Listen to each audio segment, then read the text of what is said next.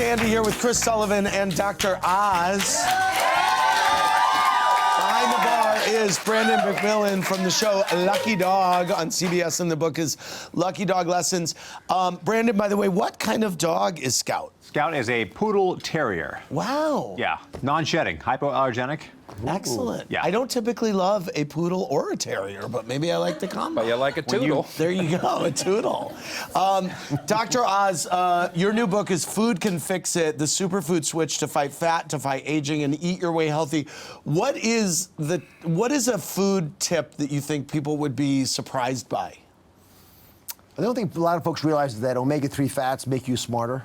At least they prevent your brain from slowing down. Oh, really? You know, we're mostly fatheads, you know. 60% of our brain's fat. Okay. And if you give it the sort of rigid fats, the animal fats, that gets stiff like this, you can't process information as well. But the oils from fish are, because they got to swim in cold water, very flexible, so it's better for your brain cells, better for your joints, better for your heart. That heart attack you had earlier, we could have avoided that. You learned it here. There it is. There you go. Wow. Dr. And Cohen. foods that have a lot of omega-3 in them are... salmon, walnuts, sardines, anchovies, all the good tasting All things. the really good stuff. That's right. Let's go back to the phones. Caller, what's your name and from where are you calling? Caller. Speechless. Hi, this is Erica from Corpus Christi, Texas. Yeah. Hey, Erica, what's your question? My question is for Dr. Oz. By the way, Andy, we love you and so excited that you're an animal advocate. Thanks. Dr. Oz, what is the best and quickest way to lose belly fat? If you want to lose belly fat, now listen, everyone has little different techniques, but one that works for almost everybody, cut the white foods out. White rice, white flour, white pasta, white sugar, all the white stuff, you get rid of it because it's empty calories. Your brain's not looking for calories, looking for nutrients. You give it nutrients, it'll say fine. You give it calories, it's gonna say, that's not good enough for me. Give me some more of that stuff. So you keep eating and eating and eating. That's the standard American diet. So the acronym is SAD, because it is. Back to the phones. Caller, what's your name and from where are you calling? Hi, my name is Stacy, and I'm calling from Briarcliff, New York. Hey, Stacy, what's your question? This is for Chris Sullivan. Love you, and This Is Us. But I'm thinking of that incredible show you did on the Nick, and that accent was outrageous. And I wanted to know if it was ever coming back on the show or what happened. Yeah, well, the show's not coming back on. But the accent's here whenever I want it, so. Nice. Wow. You know, that show, just so you know, the Nick, because Jack O'Meal, who wrote the show, is a good friend. You know, it's based on actual historical hospitals here in New York City. Right. And my hospital, New York Presbyterian, was sort of one of the prototypes for it. Really? When I saw that show the first time, it reminded me when I first started as a physician practicing, we had these huge wards where all the patients would be lined up, you know, sort of out of history books. It hadn't changed all that much. Wow. And the ancestor was right there in that show you were making, except I didn't drive an ambulance like you did. Right. There you go. Were you a fan of the show? I love that show. I saw both seasons. I'm so upset. I was so excited because they had a great idea that I don't think I can talk about the third season. And then maybe one day you'll do it. Make that show. Maybe, yeah. Dr. Oz, viewers email me or DM me all the time and say that it looks like I have something on one of the sides of my thing and that I should get it checked out. Would you just look at it? Let's find out here. Does anything feel abnormal to you on either side? Your swallow. Now you're healthy as a bull. Thank you. One more time. One more. Yeah, he's good. He's good to go. I need the copay, please. Okay. Let me ask you another question. I think you and I talked about this a little bit, that I was saying that I was having voice issues and I was vaping a lot. Yeah. And then I stopped vaping and they went away. Now, I know. But now... You're welcome. But I always thought vaping would be better on your throat than actually smoking dope because I'm a dope smoker. So my question is, now I am having some issues again with my throat, and I got another DM from a viewer saying, I hear a raspiness in your throat, and you better get it checked. Basically, they told me I have cancer. I'll surprise you with a possible diagnosis because it's probably the most common underappreciated. Acid reflux? Yes. Okay. I have been taking. For everyone who's just following along, because they may not be on top of your medical history Okay. like I am, acid reflux happens because you're lying back, the acid comes up your esophagus, and then while you're sleeping, because you're not aware it's happening, it starts to pour over into your vocal cords. So you get bad breath, your teeth start to have issues, and then you get that hoarseness because you're not aware that it's happening. Because when you wake up, you sit up and you no longer get Right. Okay. Brandon, I have a question for you. What's the #1 dog question that you get? How to stop excessive barking. And how do you stop excessive barking? That is true. And Brandon has worked. Yeah, look at the dog. quiet. That's what it is. Look, the scout is Honestly, quiet now. and that is your product.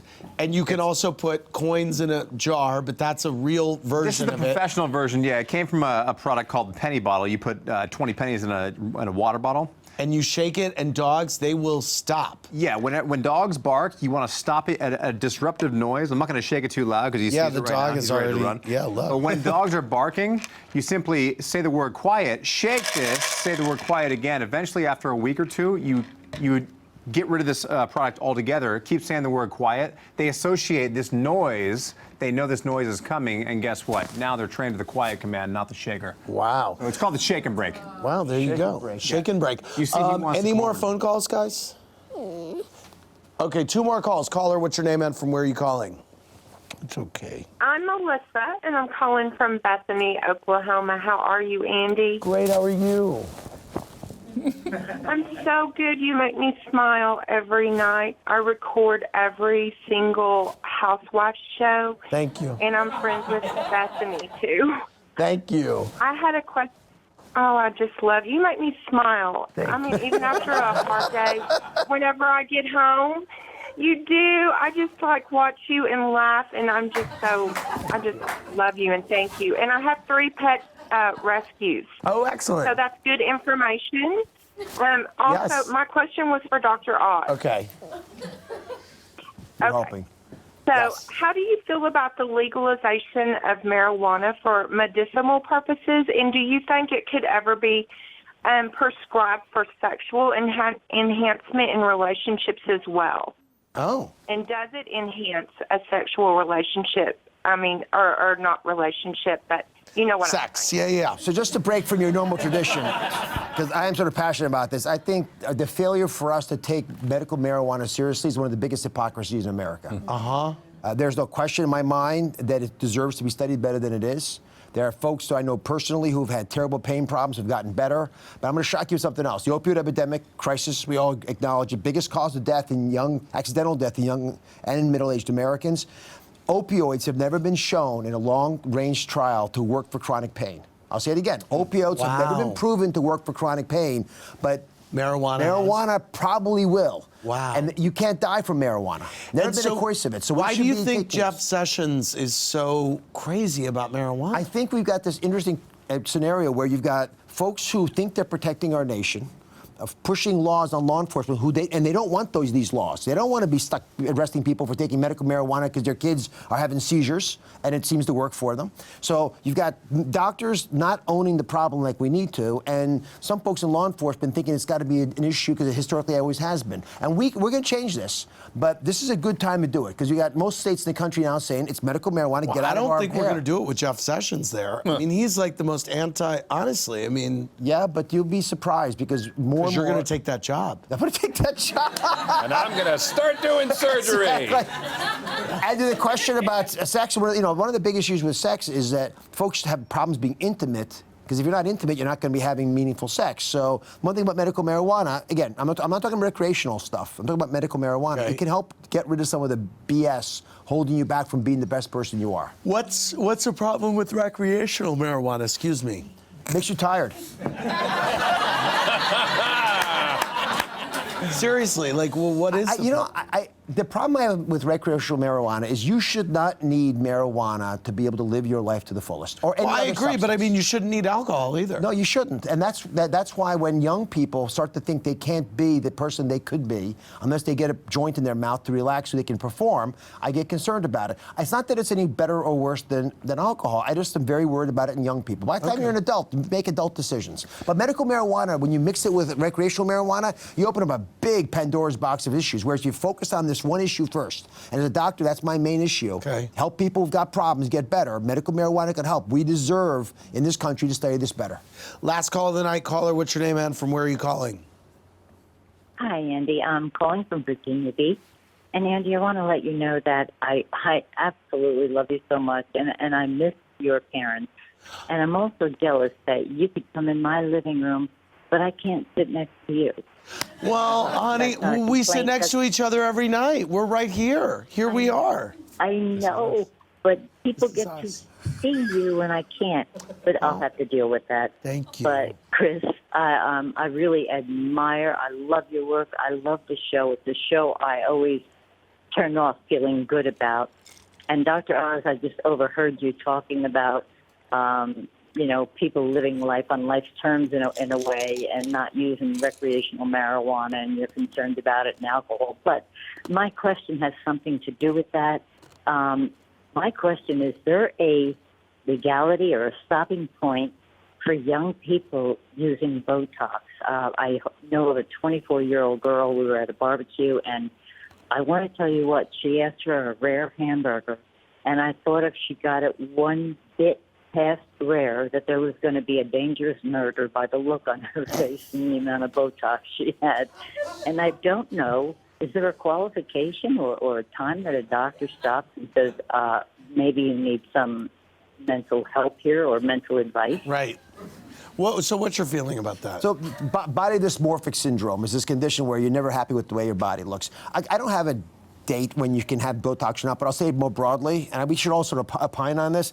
I love women who look really good for the age they are. Yeah. I don't want them to look 20 when they're 50. That's not what I signed up for. Or, by the way, I mean, Kylie Jenner, who's a lovely girl, she's had so much done to herself that I feel like she looks 35.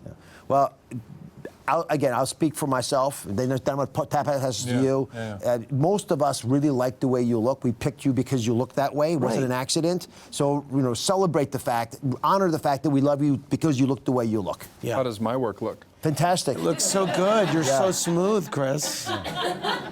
Great. And you still have very lifelike expression. Notice that on the show a lot, yeah. They look so real. I want to thank Chris Sullivan from This Is Us, Dr. Mehmet Oz from the Dr. Oz Show. The book is the Food Can Fix It. And Brandon McMillan from Lucky Dog on CBS and Lucky Dog Lessons. For more, click around BravoTV.com. Good night, everybody.